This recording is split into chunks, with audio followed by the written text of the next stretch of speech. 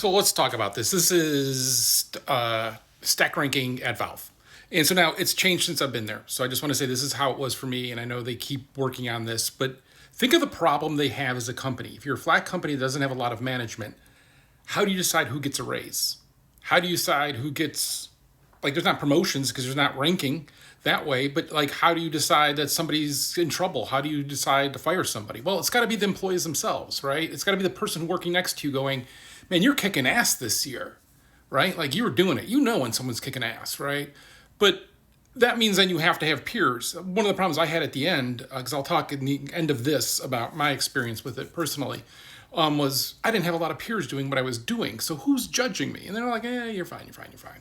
So now back in the day, I'll say they used to pin a lot more of the money on this process. And that was like your bonus. And your bonus was bigger than your pay. And so you wanted to be, if you were in the high percentile, right? I work hard. I do fine. Like, I want to clear, stack ranking worked out for me, and I still have anxiety and problems with it. But there's also the problem that I don't know how you do it better. And I'm curious if people have examples of this being done better. So the idea with stack ranking, though, right, is you go into a room and you're sitting with other people who work with, like, say, let's say there's 10 people in the room. You all work together and you work with 10 other people, and those 10 other people are being essentially judged. And stack ranking means you can't all be fours. You got to be someone's a 10 and someone's maybe not a 1, but like you can sell, right? You're saying Bob is better than Jane, Jane's better than Sally. Like you're doing this kind of ranking, and you're doing it based on like how good they are. Like just do they have inherent talent? How hard they work?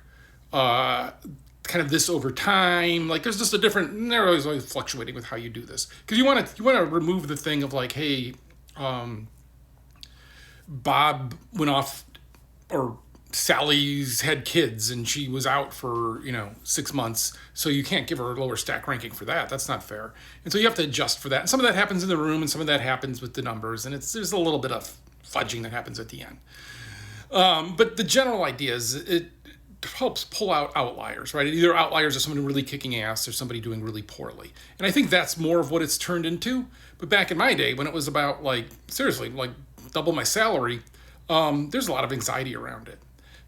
But the anxiety for me was never about like, how am I doing? I mean, you always get a little bit of like, oh, I wish I would have worked harder, because you talk about other people and you're like, yeah, man, that person's kicking ass. Matt. See, I can say Matt because there's like 500 Matts who worked there. But like they're kicking ass. They should totally get a raise, and you feel good about that one, right? But then talking about other people and you're talking about the struggles, and someone will point out something you didn't know, and you're like, oh man. And that's what got me.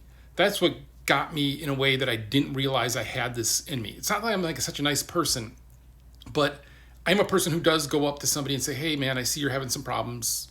What can we do? Let's talk about it. Like I try to walk through and help with that. I've been manager where I was the manager deciding pay previously enough. But so like that always kind of got to me of talking about other people and not in a positive light.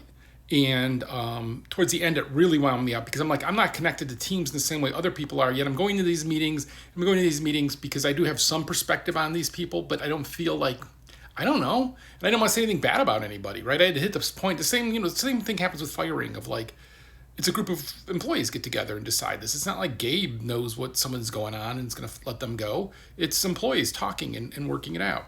And so stack ranking got to be such this anxiety-ridden thing with me that when you're at heart palpitations, and I got a heart monitor, another year I actually got shingles, and it's stress-related.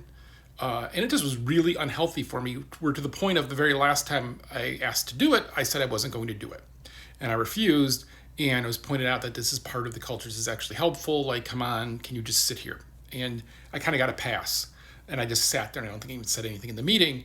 And sometimes, I'll say this, Valve's really good. If you have proven yourself and you just need to do that, they're like, we're just going to ignore this for a little bit, and we'll see if this works out, right? I mean, I ended up leaving. So, but not for that reason. But it's this process that is super valuable and helpful, right? It is helpful that the employees look at each other and go, hey, how you doing? Now, we used to include this part that was also peer review feedback. And so then you got the feedback written down and given to you, and then they would pick it up. Like I had to do it a couple times where you would get a whole list of people and then here's all the feedback. And they would often try to be with somebody who didn't have direct connection with that person, because you wanted to be able to be a little bit more objective and be like, I don't know, this is the feedback I'm giving you. I remember one time there was like, the person was going through their list, and my first piece of feedback was at the very bottom of the page, and it was something negative. And they started talking a little bit, and they're like, well, let's go look at the rest of this. And it was like 2 more pages of just all positive. I'm like, okay. And they're like, all right. Right, because you can't help but come in with preconceived notions about people. And you can't help but, like, nobody likes everybody. There's people I didn't like to work with. So should I be in the room talking about them? I don't know. That just made me uncomfortable. But yet, it does work, and clearly it works, right? Like, this is the thing of, like, when people want to rip it apart and talk about all this bad about the culture and something about being toxic, it works. It works with the output of it.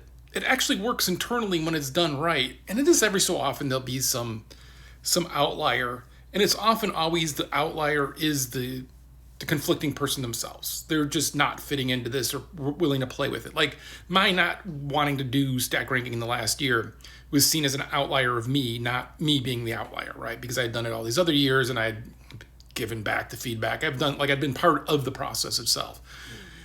But it's still, that is what stack ranking is. And it really is, I think, once you're there enough and, if you're a human, it's hard, not from like being judged, but seeing other people judging other people and talking about other people. And even when they're doing it with the best intention, with the best hope for that person and the best outcome for that person, I find it incredibly anxiety inducing, to the point of, actually having medical issues come out of it.